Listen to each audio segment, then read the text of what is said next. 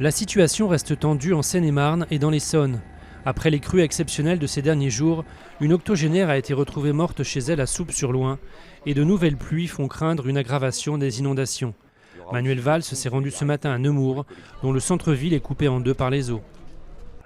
La guerre des nerfs continue à 8 jours de l'Euro. Si les contrôleurs aériens ont levé leur préavis de grève pour ce week-end, des mouvements reconductibles perturbent de nouveau les transports jeudi. La menace d'une grève des pilotes d'Air France au début de l'Euro se précise et le secteur de l'énergie pourrait lui aussi entrer dans des grèves reconductibles. Aucune issue à la crise ne se profile. Nouvel attentat visant un hôtel de Mogadiscio.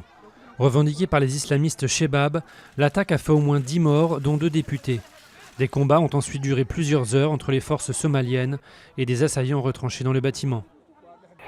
Nouvelle manifestation d'ampleur au Brésil contre la culture du viol. Des milliers de personnes, surtout des femmes, ont dénoncé dans les principales villes du pays le manque de vigilance et l'impunité à ce sujet. Le viol collectif d'une adolescente, le 21 mai à Rio, a bouleversé le pays. Un musée sur la bataille de la Somme s'ouvre à Thiepval. Durant cette bataille sanglante de la Première Guerre mondiale, quelques 20 000 soldats britanniques sont morts la seule journée du 1er juillet 1916. Pièce maîtresse de ce nouveau musée, une gigantesque fresque de l'auteur de bande dessinée engagé Joe Sacco.